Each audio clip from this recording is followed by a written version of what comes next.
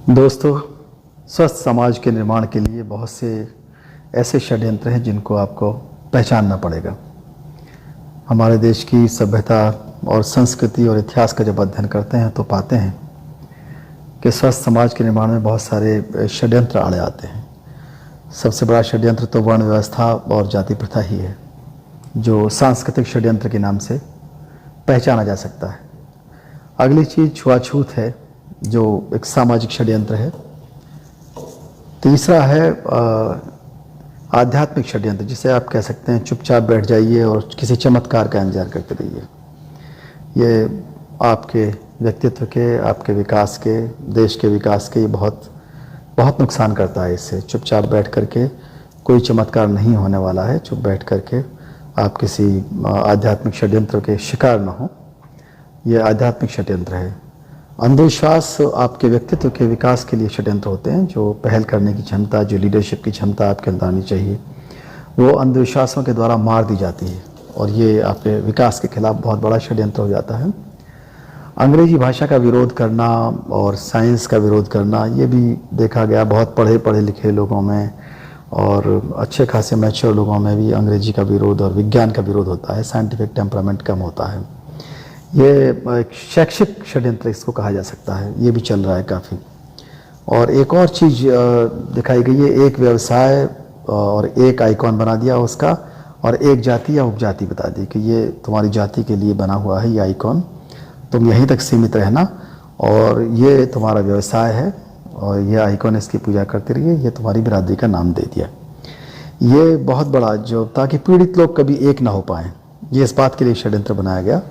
और लोग बाग इसी पर गौरवान्वित रहे कि हमारे तो फला व्यक्ति थे, महापुरुष थे, यही प्रेरणा स्रोत थे, ये जो भी करते थे सही करते थे, और गलत भी करते थे तब भी सही करते थे। तो ये दुर्भावना लोगों में आ जाती है और इससे वो कभी पीड़ितों की एकता समाज के अंदर नहीं हो पाती, तो वो कोई मांग नहीं कर पाते।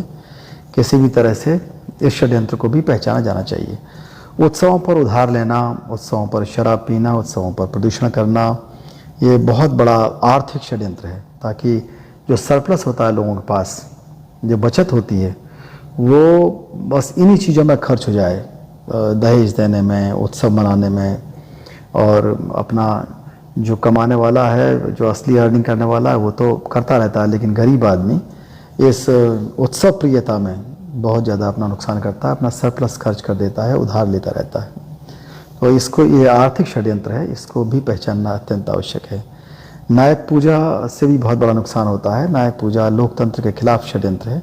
इसको भी हर व्यक्ति को, समाज के हर व्यक्ति को, देश के हर व्यक्ति को पहचानना चाहिए, वो किसी का भी हो चाहे। नायक पूजा से लोकतंत्र को बहुत बड़ा नुकसान होता है। एक चीज़ है साक्षात्कार, इसको काबिलियत के खिलाफ षड्यंत्र आप कह सकते हैं। जो भी आपकी काबिलियत है उसके खिलाफ षड्यंत्र होता है। बहुत से लोग हैं लिखित में बहुत अच्छे नंबर लाते हैं, लेकिन साक्षात्कार के माध्यम से उनको डिमोरलाइज कर दिया जाता है और चीज़ें बदनाम होती हैं। महिला का उत्पीड़न करना, चाहे वो दहेज प्रथा हो, चाहे वो उनके साथ मारपीट हो, चाहे क्रूअल्टी हो, किसी भी तरह का, ये संपूर्ण सभ्यता के खिलाफ षड्यंत्र है। तो इन षड्यंत्रों को पहचानना सीखना चाहिए। और जब तक कि हमारे नागरिक, हमारे साथी, हमारे युवा लोग खुल कर के अपराधियों का विरोध नहीं करेंगे, तब तक काम नहीं चलेगा। उनको घृणा करनी पड़ेगी महिला के उत्पीड़न से। महिला के साथ जो भी होता है, हर परिवार में माँ, बहन, बेटी हैं, अगर उसका उत्पीड़न हो रहा है तो, और उसको घृणा नहीं करते, तो निश्चित रूप से युवा पीढ़ी, चाहे लड़की हो चाहे लड़का हो, वो भी आगे इसको भुगतेंगे। इनको सती प्रथा है तो उसको एक कलंक की तरह मानना चाहिए। देवदासी प्रथा है, इसको घृणित पाप मानना चाहिए। ऑनर किलिंग है, इसको बंद किया जाना चाहिए पूरी तरह से। ये बहुत बड़ा कायरतापूर्ण अपराध है। इससे कोई गर्व का या किसी ऐसी चीज़ नहीं। जब आप अपने बच्चों को मारते हैं, चाहे वो शादी के लिए मारें, चाहे अपनी जिद के लिए मारें, जो उनका अपना नैतिक अधिकार है, जो उनका फंडामेंटल राइट है, जो जीवन जीने का अधिकार है, उसको छीना नहीं जा सकता। तो स्वस्थ समाज के सभी नागरिकों को उससे घृणा करना आना पड़ेगा। और सीखना चाहिए कि ऐसी चीज़ों से, जो गलत चीज़ें हैं, इन्हें हटाया जाए। इसी तरह से जो जाति है, जातिवाद या कास्ट डिस्क्रिमिनेशन, इससे बड़ा आतंकवाद की कोई वर्स्ट फॉर्म नहीं हो सकती। सबसे बड़ी बुरी फॉर्म है आतंकवाद की, जो हर क्षण लोगों का हरासमेंट कराती है, हर मिनट कोई ना कोई अपराध होता है, कहीं आगजनी, कहीं बलात्कार, किसी न किसी तरह से देश को झेलना पड़ता है। वो कोई जेल जाता है उसको करके और कोई मर जाता है, तो निश्चित रूप से हमारे युवाओं का, हमारी जो मैन पावर है उसका नुकसान होता है। और पूरे संपूर्ण देश का जो लोग काम कर सकते थे वो कुछ तो जेल चले गए या फिर कुछ लोग मारे गए। दोनों ही तरह से देश के युवाओं का नुकसान है।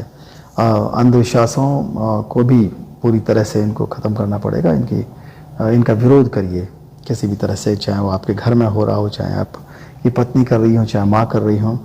इन अंधविश्वासों का अगर आप विरोध नहीं करेंगे तो स्वस्थ समाज का निर्माण नहीं कर पाएंगे।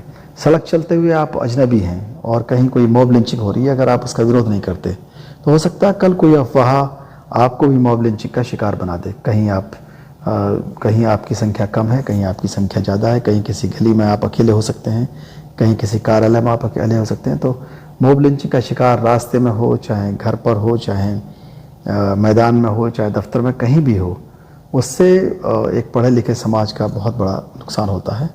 और हमारे लोगों को सबको ये आना चाहिए कि हम दूसरे का जो हिस्सा है उसको ना मारें।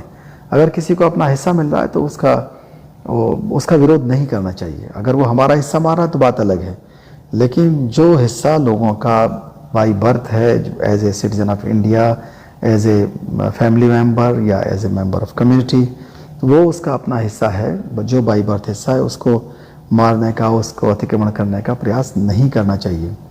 भाई भतीजावाद का अगर हम विरोध नहीं करते हैं तो कहीं ना कहीं हम उसके शिकार होंगे। सांप्रदायिकता का अगर विरोध नहीं करते हैं तो निश्चित रूप से हम लोग कहीं ना कहीं उसके शिकार होंगे। संविधान का सम्मान करना आना चाहिए। संविधान सभी के लिए फ़ायदेमंद है, इससे किसी का नुकसान नहीं होने वाला है। भ्रष्टाचार की बहुत सारी फॉर्म हैं। वो अकेले भ्रष्टाचार यही नहीं कि पैसा लेना देना है। आपकी भाषा भी भ्रष्ट हो सकती है, आपकी इंटेंशन वो भी भ्रष्ट हो सकती है, आपका जो व्यवहार है वो भी भ्रष्ट हो सकता है। बहुत सारी चीज़ें हैं जिनका त्याग करना पड़ेगा स्वस्थ समाज के निर्माण के लिए। असहमति का स्वागत करिए। हमारे लोग चिढ़ने लगते हैं या नाराज़ होने लगते हैं, गुस्सा होने लगते हैं जब भी कोई उनके विचार के खिलाफ कोई बात करता है। दूसरों का विचार सुनिए। दूसरे अगर असहमत हैं तो उस असहमति को पसंद करिए, उसको एडजस्ट करिए। हो सकता है उनकी असहमति से आपके विचार में और भी परिपक्वता आए। और ठीक है, किसी अत्याचारी से समझौता मत करिए, लेकिन असहमति से समझौता करना आना चाहिए। अगर हम विरोध करना नहीं जानते गलत चीज़ का तो निश्चित रूप से हम कहीं ना कहीं उसके शिकार हो सकते हैं। स्वस्थ समाज का निर्माण करना है तो षड्यंत्रों को पहचानिए और बुरी चीज़ों का विरोध करिए, अच्छी चीज़ों का समर्थन करिए।